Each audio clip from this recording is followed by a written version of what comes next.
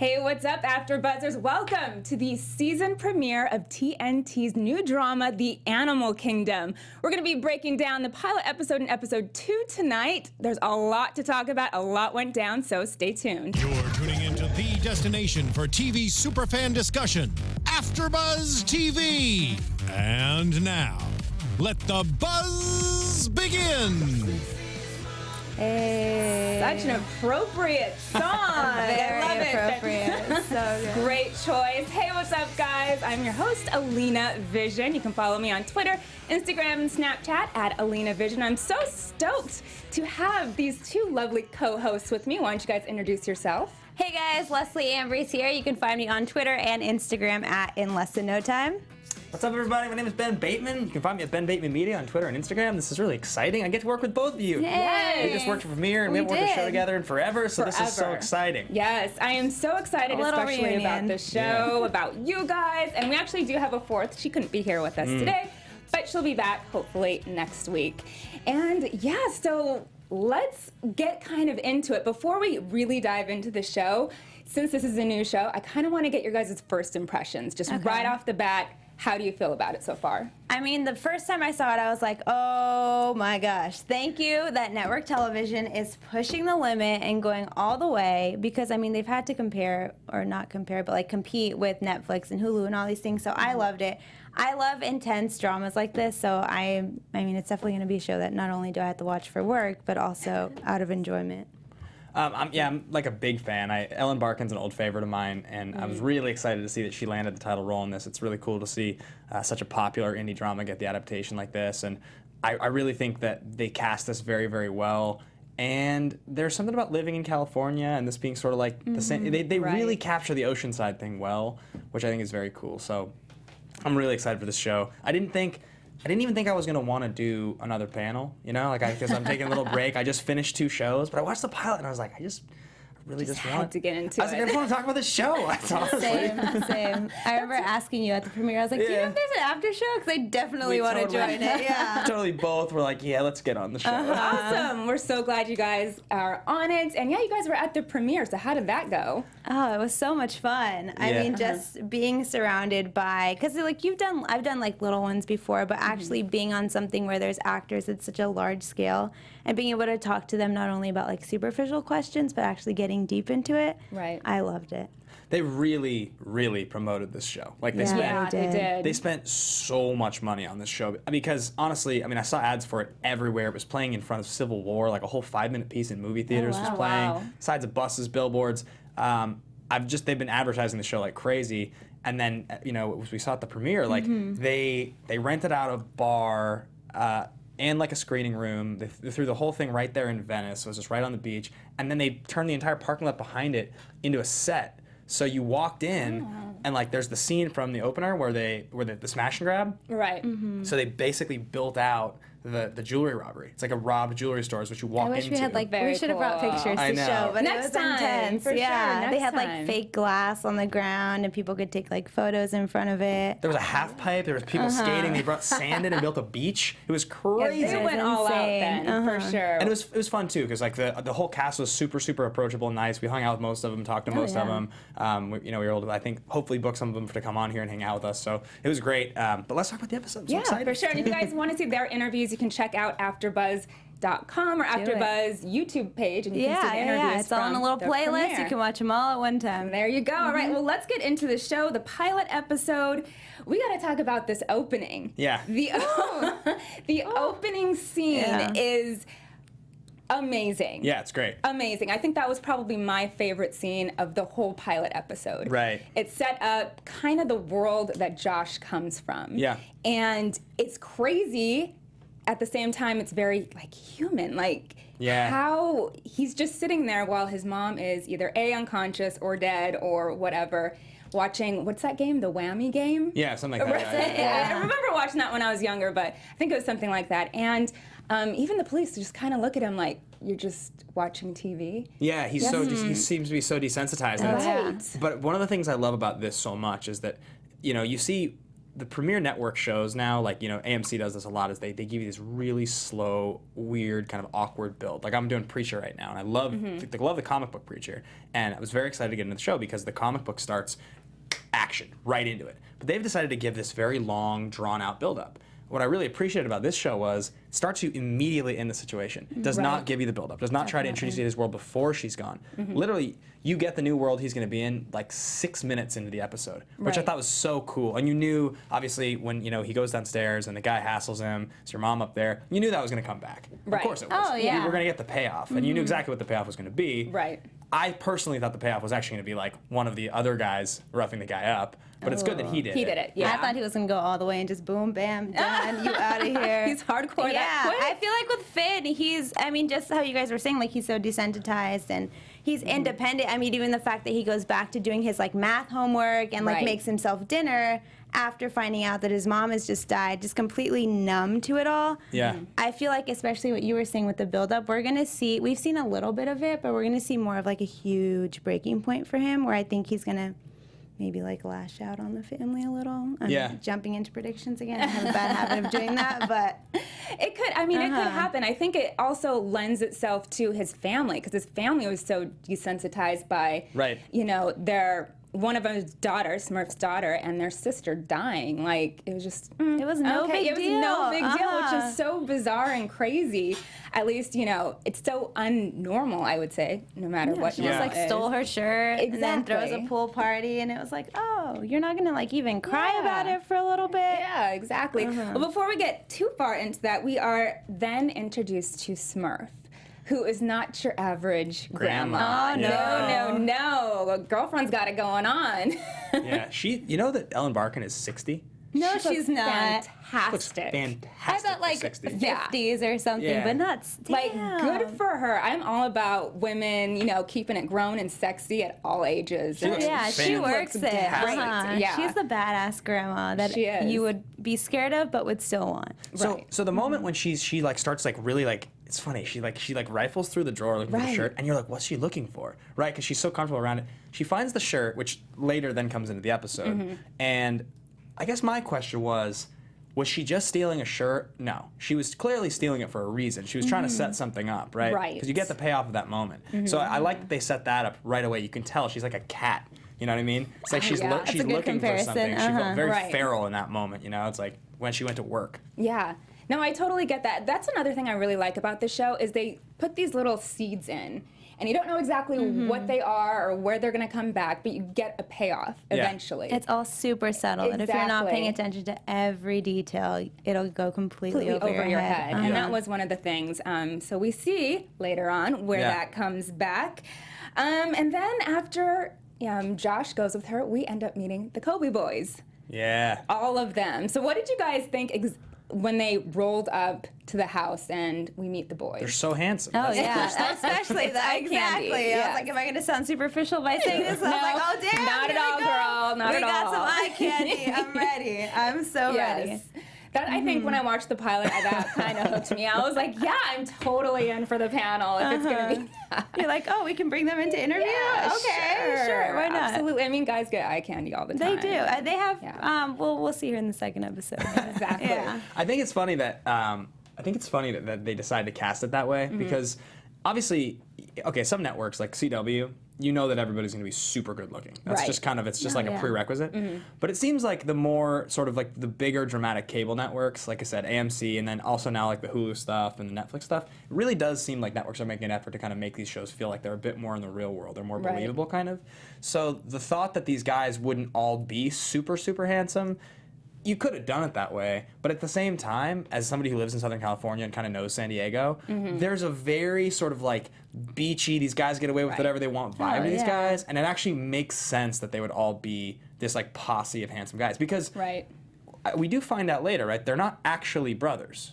Most of them are, I think except for Barry. We find out later that he's I think not. Craig and Darren are separate dads, but still Smurf's kids. Because what I guess the scene with Baz when she's having that conversation, that started to lead me to believe, I wonder, have they confirmed these are absolutely her kids? Like, that was what I was trying to figure out. Their last names are Cody. Well, except for Right. Baz. Except if you for look on Baz, like right. the IMDb page, he's Yeah. the only one with but the that could separate have been one. that could have been adoption. It could have been any number Could have of things. been, right. Because the thing is, here's my question. Ellen Barkin looks at all these guys in this very, like, I want to sleep with you, Yeah. and maybe I have slept with you kind of way. You don't really know. It's super weird. It's so I mean, weird. they're a twisted family, so I feel like even if they are her sons, she's definitely slept with them. Well, but that's the thing. So you have to ask yourself the question. They might not be her sons. Really, like Okay. it could just be a convoluted situation. But anyway, the point is, if in fact they aren't her sons, then her handpicking them as handsome guys would make a lot more sense. It would make way more sense Right. that she would be able to kind of pick up on this and grab these particular types of guys. So do you think it's just like Pope who's her son then, and not? Maybe. I don't know. I mean, unless we totally... If anybody's watching or listening and wants to share that with us, I mean, let us know. Yeah, because Yeah, Definitely. I got that Twitter feed open right here, everyone. Yeah, 'cause share it away, please. I am curious. In case we did miss something, but like I'm sure that'll be more revealed as we go. So. Right, Oh, yeah. exactly. So let's talk about how weird it is with Smurf and all the guys. I mean, it's kind of incestuous. Oh, it's very I mean, incestuous. if those are her kids, it is very, very weird and kind of uncomfortable. Yeah. Because, I mean, she sees them naked, the guys walk around her naked. And it ain't no thing. Did you like? Yeah. What did you guys think about the Ben Robinson scene when he comes out and he's screaming and yelling and he's naked and he gets up with the girls and is just like running around? Didn't he tell you that was the first scene that he filmed? Yeah, the first scene that he filmed with them was that Really? exact scene. That's like when he met Ellen and everybody. They're just like, okay, take your clothes off, Yeah. yell at Ellen, let's go. Like I thought that was like really interesting. And all right, so stuff like that, like a scene like that, you know, handsome guy walking around naked. It's very like provocative, right? You're supposed to pay attention. Right.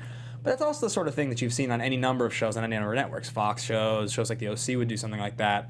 So you just kind of wonder, like, what's the end game for this show? I get the sense that this is going to get really dark and twisted. I think that they're Right. trying to sell it with yeah. the sex, drugs, and rock and roll thing a little Right, bit. to get people hooked. Yeah, but I really think that it's just going to keep getting like more and more effed up. Right. There's so many like subplots even once we jump into the second episode that are just, you can see everything spiraling out Yeah. of control Right. from then on. There's so many layers to the show, and I think I agree with you completely. I think it's going to get darker and a Yeah. lot grittier. Oh, yeah. Because I mean, it seems like they're just digging themselves into more and more of a hole that they're going to have Yeah, and to dig themselves they're out of. careless. Not to like jump to a different topic, but I mean, I'm sure we'll talk about it a little bit. But there's everything that they do.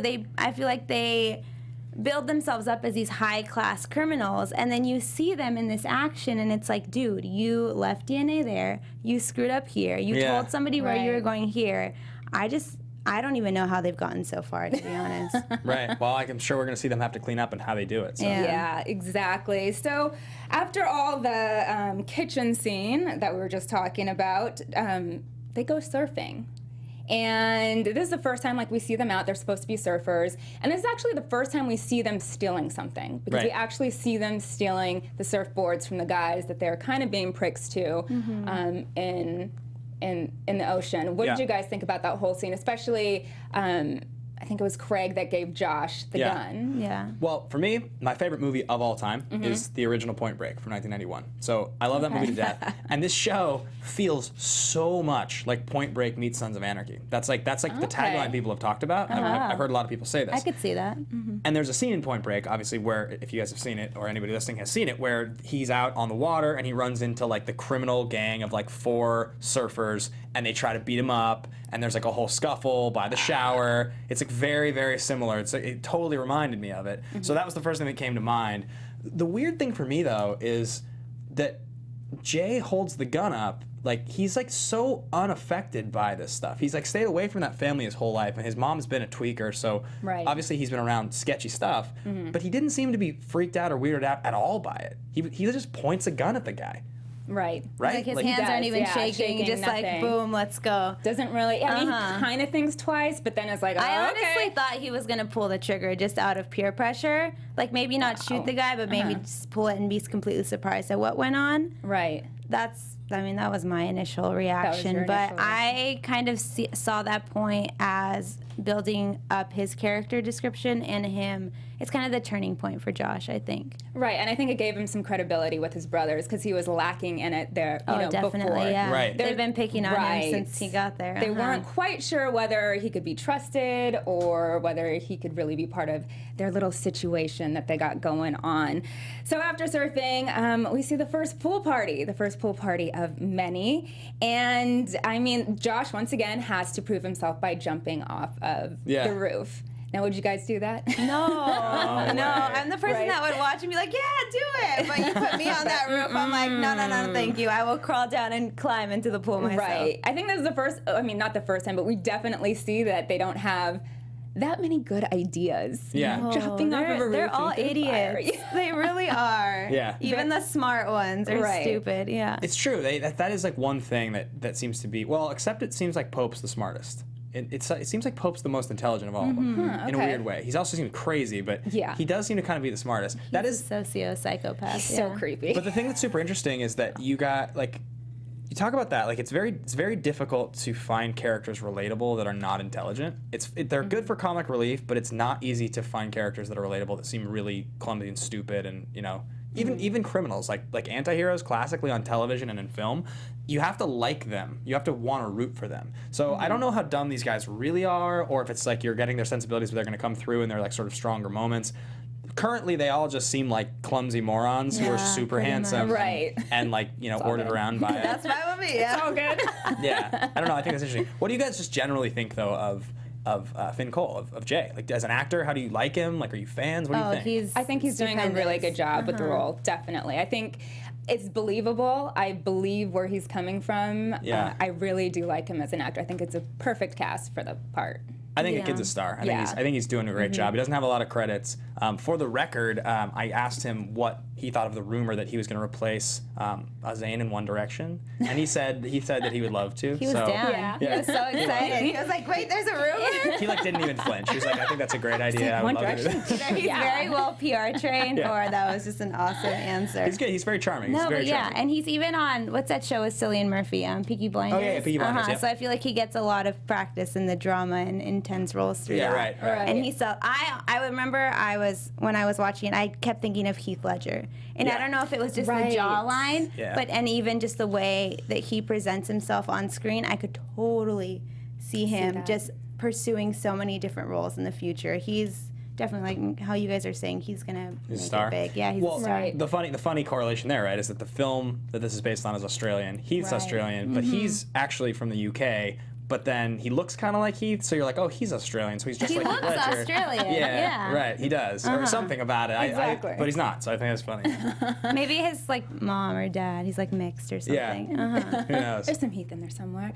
So what do you guys think about the whole them grabbing and snatching the homeless guys for the DNA? At first, didn't know why they what was going on. Yeah, what was going on, and then once it was revealed to us, once again, we get a little seed revealed. I was like, that is actually pretty smart. Yeah, that part I was like, this whole time I'm thinking it's smart, and then once everything goes downhill, I was like, oh my god, I see everywhere that you messed up now. Exactly. Especially when Smurf was like, did you guys wear masks for the homeless? Right. Oh, right. Oh no. Oh dang it, I didn't think about that. But I think even how Pope calls them all out, and he's like, if I would have been there, like nothing would happen. I think that's true. Actually, now backtracking on what I said earlier, I think Pope is the reason that they've gotten so far. Because Baz, like, he's trying to be the leader, he's trying to get all these things together, but he doesn't have the skills to be detail-oriented to follow through with these crimes. I mean, Baz, though, or Pope, to be totally fair, pulls the move when they're still in the car, not wearing a mask, beats the guy with the flashlight, shows him his face. Oh, yeah. Right. Also puts Jay in the situation. Like, he doesn't seem like he was doing anything even remotely But carefully. I think that was on purpose, to get Jay kind of roughed up. Yeah. Right. Maybe. Right. Exactly. And what did you guys think about the whole funeral scene? Super awkward. Super awkward, yeah. I mean, here their sister or mother or daughter has died, and nobody can say a word. Nobody's saying anything nice.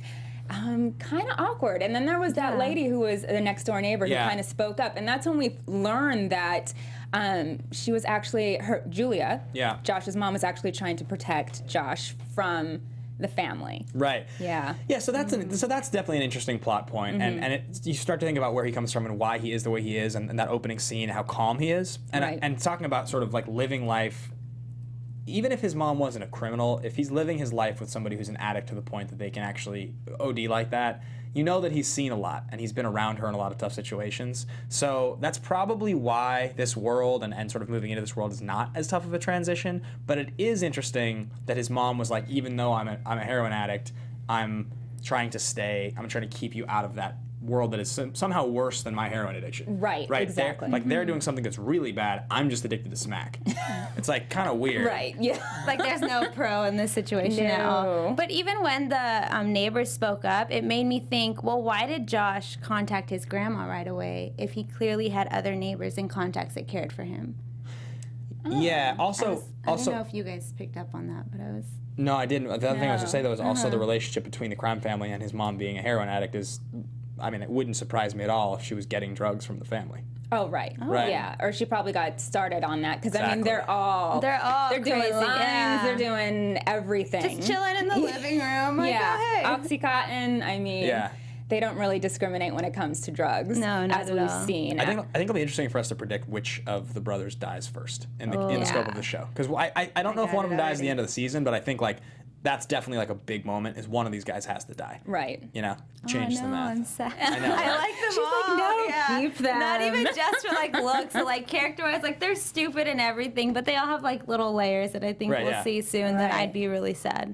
No. I get attached to characters easily too. I see you yeah.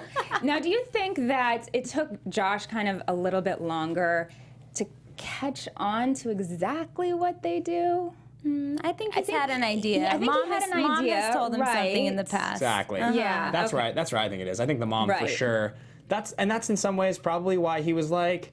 He probably was like, okay, this is my rich grandma. They're really well off. You know, they have. Right. I'm sure he'd probably seen the place before. You know, like, or at least maybe been when he was long. Because what did he say? It's been 10 years since he'd seen her. Even what's his name? Darren was like, "Oh, the last time I saw you, you were hanging out around." What was it? No, not Darren. The grandma said. She says that he used the to like last ride him on the time- handlebars or something like that, right? There Yeah. we go. There we go. Yeah, I can so speak English. So there's this part of him that probably remembers seeing, you know, they had like a really cool place and a sweet pool or something like that, and he was just probably kind of like, okay, maybe my best bet is like, I got a roof over my head and you know some money that it'll be a little easier or something like that. Exactly. Okay. Yeah. Or maybe there was a part of him that always was curious and his mom wouldn't let him. That's another thing we could think about, you know? Right. Yeah. Because that's the thing is I asked Finn about this and I was like, so what's the transition? How much darker is this character going to get, right? And he said, this is a question I've answered a lot. And he was just sort of like, he's still right now, the beginning, he's really getting his surroundings. He's trying to just get a feel for like, what does this feel like, you know, being around this stuff, like, does it feel right or does it feel wrong? And I think the question is we're going to see very quickly,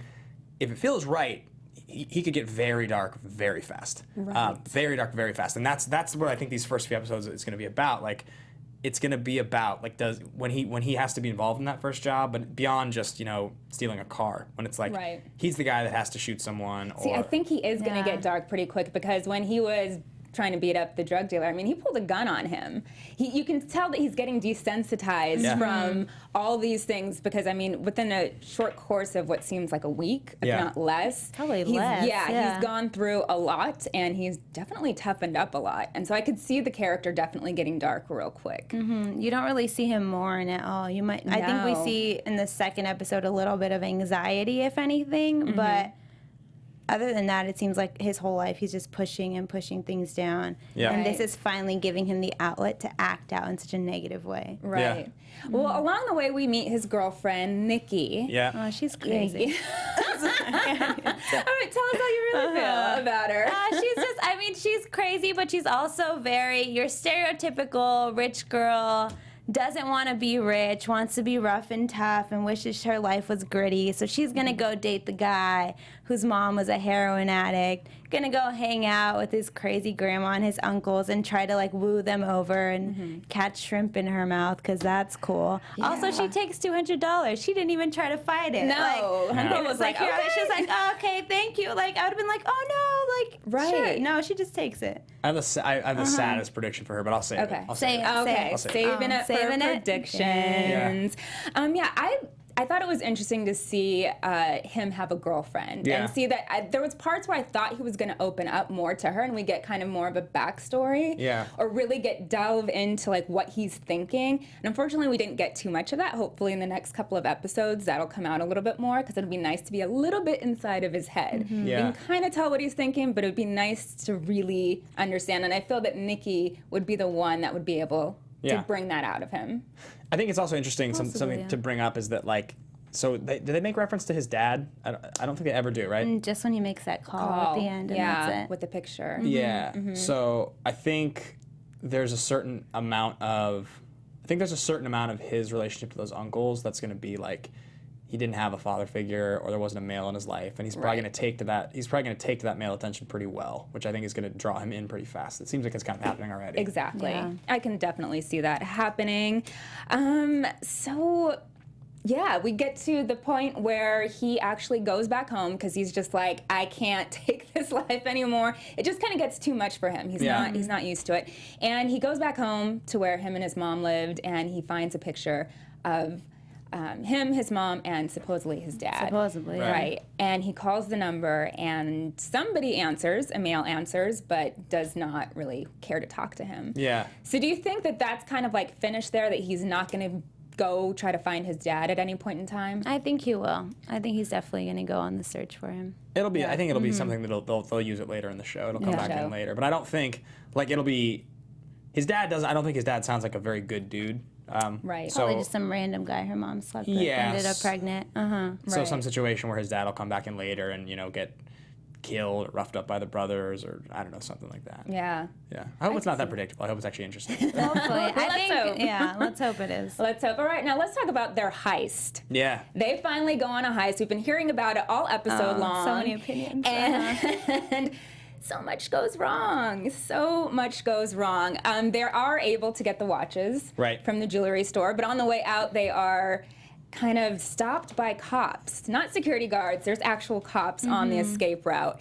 And it goes down. They end up actually killing one of them. Cop dies. Yeah, bad news. Robson takes a bullet through the shoulder. Good idea. Exactly. Just everything goes. So we see it, down. the plot kind of crumbling. And how did you guys feel about that scene? I mean, I'm going back to the reckless, careless thing. They could have gone about this a smarter way. I'm not a criminal, but I feel like if I was, She's like, but I could give you some tips. Map out the place, figure out a way to be the man inside. Supposedly Darren did. Supposedly, but they just crashed the car, leave it there, which I guess was the smart part of their plan because they had the tweakers and all that, and then just bust through the watches and everything. Yeah, they have gloves on and helmets, but who's to say a piece of your hair doesn't come off, or something goes wrong. Sweat drops. Yeah, exactly. They didn't think about any of these teeny little details. Forensics are crazy. They can find anything. Right. And that's just me watching too many crime shows now, but I just no. I mean, it was great for TV, but if it would have been something to be a little more realistic, I thought it was too much. Right. I mean, you always hear the statistic. People who resort to crime, the probability is that the statistics show that people who resort to crime are usually very unintelligent people. It's very stupid people usually. That's true. That's what every book will tell you. That the thing is, Smurf is not stupid. No. So that's I think why it's gone as well as it's gone for as long as it has. As far as the robbery goes, I mean, it's well executed. I like how the show's shot. I'm definitely a fan of it. It looks good, feels good to watch. It's well edited. I don't think Darren did a terrible job. I think he probably did a fine job. I think it just so happened that there were cops there. I think he, you scout the route. He probably scouted the route a bunch of times. There were no cops. Then there were cops that time. What are you going to do? Got unlucky. It happens. Yeah. Should have thought of a backup plan. Yeah. I mean, the cops are onto them. We see the cops, roll past their house at one point. Yeah. And then also there was that scene with Barry when he was in I think it was a 7-Eleven. Right, and the detective actually comes up. I thought that was a pretty interesting scene. Well, there's definitely something there. Exactly. Yeah. It suggests. Go ahead. It suggests either that the cops, for years, the cops have known what's going on, but can't touch them for some reason, or that he's actually an informant. Exactly. Yeah, which I think that's what it felt like they were suggesting. That's what it felt like. Because it's very buddy. And I think the cop said, nice night, and Barry just said, yeah, that seemed kind of code for something. Yeah. Maybe it's going down tonight because it was right before the heist. Right. Either that, or he's got a cop on the inside. That's the other. That's his guy. Yeah. Yeah, because he's not a brother, so could be. Yeah, maybe he's got. This is gonna be Baz's turning point. He turns everyone in. How do you guys like Scott Speedman? You think he's doing a good job? He's kind of like I said to Pope Sean Hattasey. I was like, it's interesting. Your character gets to be the creepy one, the sort of weird one. You kind of get to be the you get to be sort of like the Emmy performance, and it's like, you know, it's different than a guy like Speedman who's really given that sort of just classic, just square-jawed, handsome male lead role. It's like the depth of that character, it's not as much asked of that character. It has nothing to do with the performance. It's just like one is written very complex and the other one is written, you know, a little more obviously. Speedman's doing fine for me. I can't find him on Twitter. If he has a Twitter, I don't think he is. well, there's somebody. There's an actual. There's a Scott Speedman on Twitter, and it says he has 2,000 followers, and it says, "Does anyone care I have a Twitter?" Question mark. That's his only tweet. Is that and it's it? That's from years ago. He tweeted years ago and said that. So maybe Scott. I mean, he is older, so maybe he's just like not about the social media thing. I thought it was funny. I feel that he would have a Twitter. Yeah. Every account. other one of the cast members, every single one, Yeah. has an active Twitter. They've, Maybe like, now he'll jump on it now that he's doing this show. Scott, we need you on Twitter. and beyond even that, they're all active, like to the point they think they know, like it's our responsibility to like be involved in the show. I mean, most of them Right. followed me back, most of them retweeted me, like, and I've never before I'd met them because they're like, if there's somebody who is tweeting about our show, we Who's should get interested, involved. right, I thought absolutely. Speedman's he's like the male lead of the show. I guess Finn's really the male lead, but I thought that was really interesting.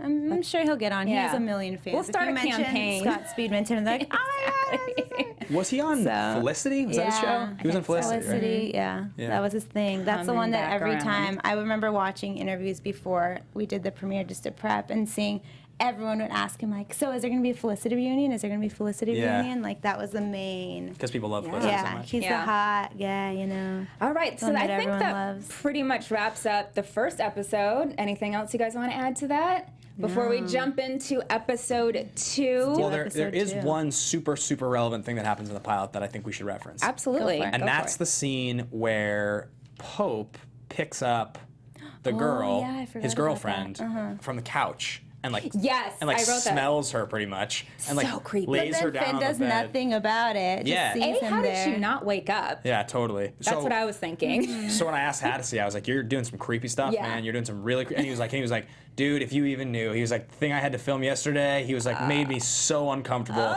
He was like, "You can't even imagine how weird it gets." Oh no. So it's gonna get even Get some creepier. bad stuff to look Oh forward to. God, I might have to watch like through my hands. It's so awkward to watch. It's like so awkward, but so good of a character. Yeah. Oh, he kills Yeah, it. He does kills it. amazing. Completely kills it. But yes, thanks for bringing that up. Yeah, I forgot about Since that. I too. forgot about that. So yeah, let's go into episode 2. Starts off, of course, with the pool party. Yep. Yeah, They love their and pools. they do. It just seems like they live the life of leisure after Heists completely. They live the San Diego life. They live the do. like, yeah, right? Everything's chill, everything's surfing, everything's just go cool. I mean, surf no, and hang and drink. no shade to San Diego folk, because like, you know, it's not like everybody in San Diego just like parties all day, but that's like the stigma that's attached to it. No, I know beachy a few stigma. people that live in San Diego. That's a big stereotype. That's Yeah. super true. Yeah. So what did you guys think about when Smurf and Nikki were in the kitchen and Smurf asked Nikki a really awkward question. Yeah. Like, if you could have any of them, you know, not Josh, who would you have?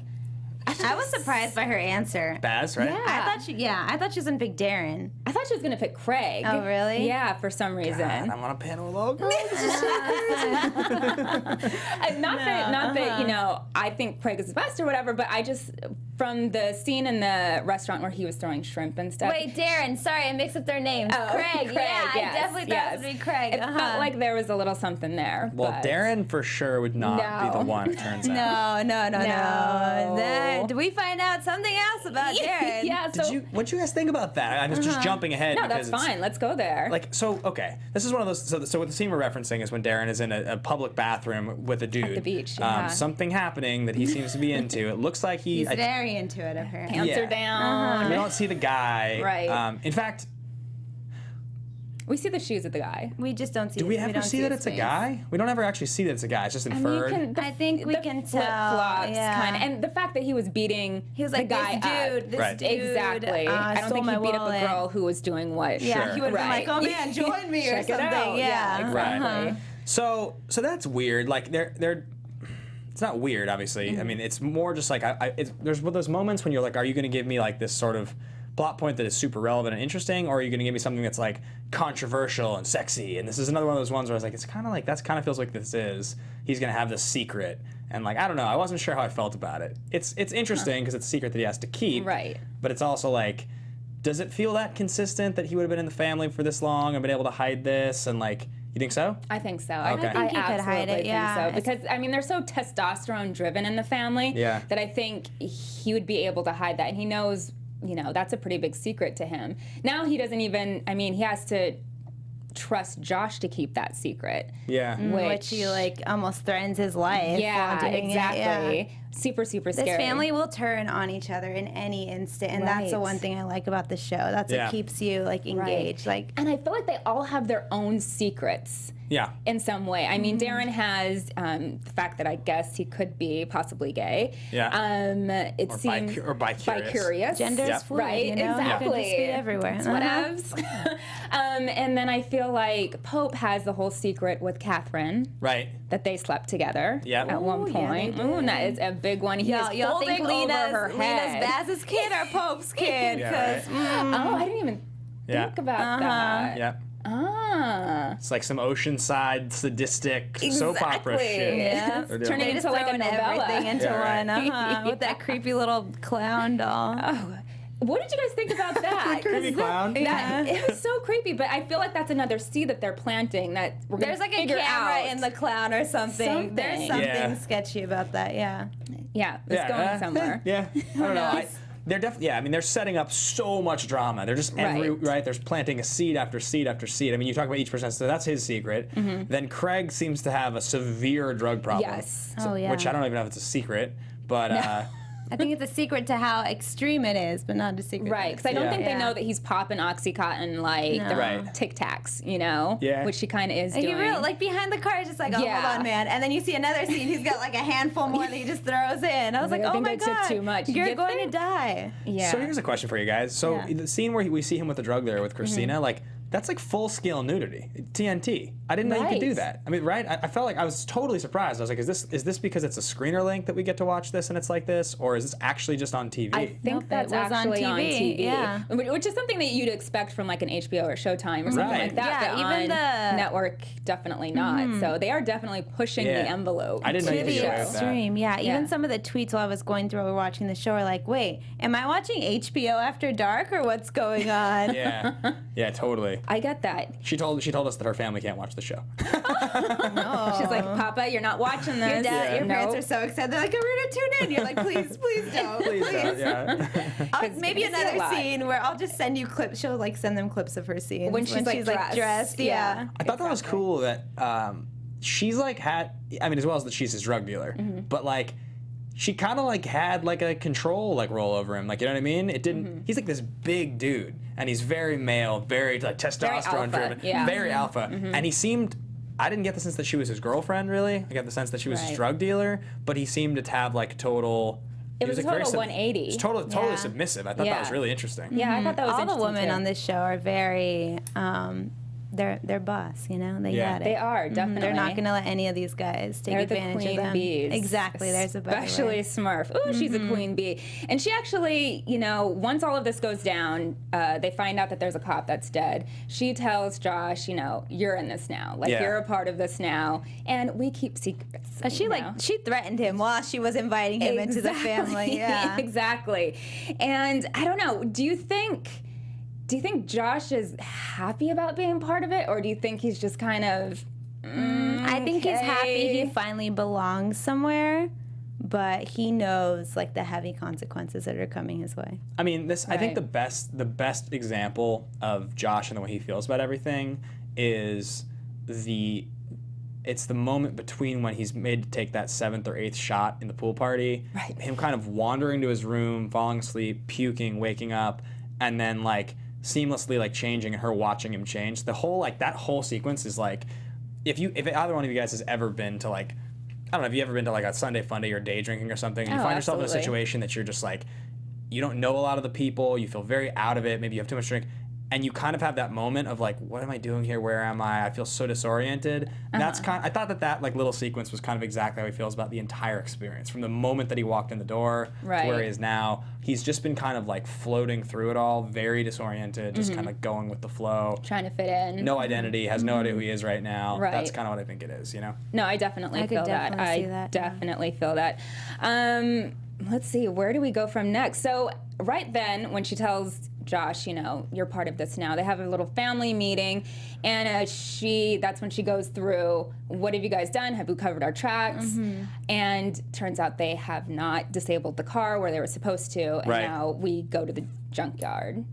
Where they just blow it up, no big. Yeah, right. Because debris, you can't tell anything from that. Because the cops aren't going to see a big fire. Somebody's not going to see it. That's another just part that I'm like, somebody's going to see what you're doing, and eventually it's going to get back to you. It's all coming back to sloppy, them. It's sloppy. So sloppy. Like, oh, I'm sorry, Smurf made you go destroy the car. Okay, destroy it properly, or you're gonna end up in freaking jail. Look at you. You could be the boss. Sorry, I should just run this show. Let me go talk to the writers. Let me help them out there. Because, I love it. No. I promise I'm not a criminal, everyone. I know I sound super sketchy right now. So then Craig, though, we see how messed up his shoulder is, right? It's so gross. Yeah. So bad. And like, oh my goodness, and then like with how that ends up with the tube and Mexico. I close my eyes during that scene. So I mean, when he's trying to drain his own wound. Yeah. Well, disgusting. Tons of pus coming out. Turns out, you know, they need to take him to Mexico. They should have taken him to Mexico in the first place. So, exactly. Look at her. Please, sorry. There's so many times, and I was just like, why? So I love it, but why? Exactly. So they take him to Mexico, go through a dirty bar upstairs, and it turns out Barry's got a girl in Mexico. He's got his of side some sort. piece. Exactly. Did you guys got the sense that mattered? That was a girl that was like his girl, or it was just like a girl, just a girl? I think it was a girl, like his girl. A girl that, like his Somehow girl, when they he know goes to each Mexico other. Yeah. and he has to unwind because his life is crazy, he goes and that's his, hangs out with her. His side piece, for sure. Because she just came up to him like, no big deal. Yeah. She was like caressing his face and... Yeah, I mean, you got the sense they knew each other, but I also I didn't know how well, or because his whole relationship also to his wife seems also very strange, right? Right. Like, I mean, he listens to her at the pool party in the first episode when she's like, don't, sit down, let it go. Right. So I can't quite tell like where he stands. He might just be a womanizer. I think he's a womanizer. I think he's just a womanizer. I think maybe he might love her a little bit, but he's not going to let that overshadow his fun. Yeah. Right. So what did you guys think about Smurf crushing up the pills for Pope and not telling him? I thought that was smart. Right. Yeah. So clearly he has some sort of mental issue, which would, I guess, explain his character development. Yeah. So I wonder, I'm really interested to see where that goes. I want to see some flashbacks of Pope, Right. like growing up and what his feel relationship was like with Smurf and even with Julia, and seeing that, just them growing up and kind of seeing maybe they'll do like a mini episode of just seeing how he kind of spiraled out of control. Exactly, because we got a little bit of a kind of flashback with Smurf when she was stealing the drugs for him. So we can tell that all of this kind of comes from her mom. Yeah. She was kind of brought up this way. But it would be nice to see a little bit more backstory on the characters and exactly how they got this way. And I would really like to see, I mean, I'm always a big fan of the flashback, flash forward episodes. It's something like Lost really coined, and actually Fear the Walking Dead had a great episode they did this year doing that. But I always really like those backstory episodes. So it'd be cool to actually see, the experience with each one of the kids. Right. If it was just Baz, or like just sort of like where all their big character turning points in their kids that they kind of reference, because I think it'll kind of give us a better understanding of who's who. So I hope they go in that direction. Yeah, even like intertwining it within an episode, I think would be great. Right. I mean, we do get a little bit of backstory. Well, not backstory, but we find out that Josh is actually a good student. I mean, I think we kind of knew that from the His creepy teacher, but Yeah, right? Yeah, Okay. she kind of had the hots. I was like making sure that I wasn't just picking up on that. No, we she's picked up on it too. definitely super like, oh, call me Alexa. No, outside of class. No. Yeah, right?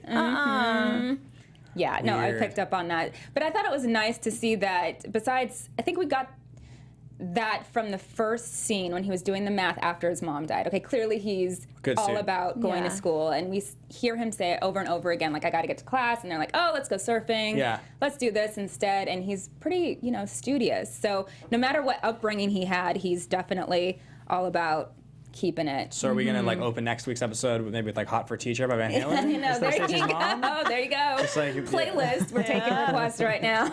Oh my god. Yeah. So they have to actually destroy all the watches that. Breaks Baz's heart. Exactly. But not Hates really it. all of them. But exactly, not all of them are taken because Josh has already given Nikki one of the watches. And Smurf is apparently up in her storage unit. Yes, Keeping some stashing. stashes over there that Exactly. I don't think anyone else knows about that So what do you stash. guys think she's doing with that whole storage unit? Do you think it's an insurance plan kind of for herself? Oh, yeah. I think a couple things. Okay, Well, let's hear What's it. the other one? insurance plan is one part of it. Get herself out by putting it on someone else is the other part of it. So she's got hot watches that have, people know got stolen. There's a dead cop attached. That's the kind of thing where she can plant one of those somewhere, get someone else in trouble. So I think both of those are things. Oh, I like that. That's the I evidence. like And that. she's obviously the mastermind behind it. I mean, she is a total mastermind because her moment when she goes and she does the broken heel and the steals the pills from the She was therapist. a natural at it. She didn't even think twice. Yeah, it was awesome. Yep. I was surprised that guy just let her into his house. Like, I know. Oh, okay. He's like, wait, who are you? Okay, come on in. She's smoking, she's very attractive. Yeah. Yeah, it's true. It's She true. is. She is. I think that pretty much wraps up this episode. Is there anything else you guys can think of? I mean, no. didn't cover? There's a lot. The only thing that I would say is, and we kind of talked about it a little bit, was going back to the pilot episode, is how we see the game show on TV. And I feel like we're constantly seeing a game show in the background of everything. Right. And I think that that's kind of trailing down Finn's, his downward spiral. Because he has... You see the game show in what episode was it? What scene was it? The first scene. And then you see it again with Pope when he's finally starting to get into the family. So I think we're going to see a lot more like little hints towards that game show in the The background. whammy. Yeah, Exactly. I think the only thing we're not talking about all the way is the sort of like Pope and Jay and like where they're at, because like there's definitely like he doesn't really trust him. Also, and the other thing was Jay lying for Pope to Smurf. That was the other thing. Right. That was big. And then Baz says to him, always come to me first. And Right. you did the right thing. So I think that's really interesting, the way he's kind of starting to play the uncles against each other. Right. And you wonder kind of who... Finn might be the mastermind. Yeah, you Or just- Jay, not Finn. I keep calling him Finn. You just wonder like where's his like allegiance going to That's end right, up? yeah. Is it going to be with Smurf? Is it going to be with Baz? In a lot of ways, Baz does feel like he's the best of them. Right. He's a womanizer, but as far as killing people and having drug problems go, he doesn't seem like he's... Well, then again, we don't know. He's the most redeemable one. But then even I asked Speedman at the premiere if like he thought he was most redeemable, and he was like, "Nah, I don't think so." Oh, yeah? So Okay. I don't know. We might see Baz kind of also get a little rogue and crazier than now. I just think he doesn't give off the most bad vibes. Like No. the other ones definitely do. So if I was Josh, I would definitely Lean towards him. lean towards Yeah. him. He seems the most stable one, Yeah. if that's even. I could see phrase. Josh even just honestly in the end of it all, just him and Smurf Yeah. driving down through the sunset or Smurf. something while the other guys right? are all rotting in jail. How old do you think Smurf's character is supposed to be? Oh, I Maybe don't like know. 50s. Right? I mean, if you try to Probably. do the math on it, so she's his grandma. Right. But his mom looked like she was younger. So maybe... And the guys are probably supposed to be what, in their 30s, 20s, 30s? I would say 30s. Yeah, 30s for the most part. Yeah. I kind of get the feeling that Darren's the youngest. Yeah. And Craig, it looks like he's maybe like 31, 32. Speedman looks like he's maybe like late 30s. That would be that would be my guess. And I guess Jay is supposed to be like 17, 18 kind of a Wasn't thing. he Right. Didn't he say like 15 years ago though when he called his dad? Okay, really? That's what I was confused because I remember he's like, "Oh, I haven't spoken to him in 15." Oh, I guess he would have seen his dad growing up. Yeah, I mean Right, he's in high exactly. he's never in high mind. school. So right? probably That's He's in high 17. school. Yeah. Yeah, I'd so say 17, 18. He's right in that the OC Friday Night Lights. You don't know he could be a freshman or a senior. They're not going to define it. They're going to wait Right. to define it until they know how they want to write the later Exactly. seasons. Age. Yeah. Exactly. Is he graduating? Is he not? Yeah. Has he not? Yeah. Has he been in school for more than 4 years? Exactly. Yeah. Yeah. Very interesting. All right. Well, without further ado, let's get into predictions. Predictions. Do it. Bring on that. And now, appropriate your AfterBuzz TV predictions. All right. Ben, you go first. Hear it. Okay, so this is the one I was noticing this. So Nikki, she's gonna get hooked on drugs, and she's gonna become like not Jay's girl anymore, and she's gonna become like she'll sort of attach herself to one of the guys, Maybe it's Craig. You know, she'll have something go down with one of the guys, and Jay is going to sort of like just detach and let it happen. It's going to be this weird thing later on where she's just like around the house as a drug addict who's sleeping with one of the other guys. Or sleeping with all of them, but I could totally see that. Yeah, because you can tell in her eyes, she's like, "Ooh, I kind of like this." I kind of like yeah, this. she's like, "Oh, you were the tame one. Okay, let me push the buttons even more." She's gonna get in too deep for sure. Yeah, she's probably gonna die. That's part of my prediction. Yeah, she could OD. That wouldn't surprise me at all. Yeah. She's just kind of the character that will last her one season and then bounce. Mine, oh dang, I have so many. I think I love it. I literally predictions. There's a whole section here. I think that Finn is accidentally going to spill the beans on Darren, and then that's just going to come. I feel like it's going to ruin the family a little bit because they're such like macho guys. They're going to view him completely differently when they find out. So I think that's gonna add even more attention in the family. And then this isn't more of a prediction, but I just remembered it. I want to say that I think that guy's house that Baz randomly went into and delivered food to is probably his dad. Yeah, that's what I was thinking. Up on that? Yeah, it seems right. Yeah, that wouldn't surprise me. So I don't know. I'd like to see it. I think maybe he finally will shoot him because he almost did. So yeah, interesting. That was definitely a moment. Yeah, that was weird. Okay, my prediction is I think somehow they're going to get caught up. I think the homeless people are going to be able to ID them. I think that was a major, major mistake. And I think that's going to come back to bite them. Same with the guy that they stole, I think it was the van. Car? Yeah, the car from. And I could totally see Nikki getting addicted to drugs. Yeah. I mean, she was eyeing that blow like... She was. It's just, in a lot of ways, it's too obvious of a prediction, but it's also like one of those things that would just play very well on a show like this. Exactly. It'd be easy for TV, and I think that they would totally do that. She kind of already looks like a drug addict. Yeah, they're kind of going in yeah. that direction a little bit, They have her kind of, frazzled, hair's kind of crazy, eyes always bloodshot. Yeah. Yeah. That's her character. All right, well, I think that wraps up this show. Where can people find you guys? Guys, you can find me at Ben Bateman Media on Twitter and Instagram. I don't yet have a Snapchat, but eventually I'll start one. Oh, gotta get on that. And hey guys, I'm also not on that, but I'm on Twitter and Instagram, and you can find me at In Less Than No Time. And I'm Alina Vision. You can find me on all social media at Alina Vision. And we'd love to continue this conversation, so feel free to use the hashtag AFTERBUZZ TV Animal Kingdom, and we will definitely be responding to your tweets. Also, leave comments below. Let us know what you thought of the show. And yeah, totally, that's guys. it. Until next time, we'll see you later. Bye guys. From executive producers Maria Menounos, Kevin Undergaro, Phil Svitek, and the entire AfterBuzz TV staff, we would like to thank you for listening to the AfterBuzz TV network. To watch or listen to other after shows and post comments or questions, be sure to visit AfterBuzzTV.com. I'm Sir Richard Wentworth, and this has been a presentation of AfterBuzz TV. Buzz you later. The views expressed herein are those of the hosts only and do not necessarily reflect the views of AfterBuzz TV or its owners or principals.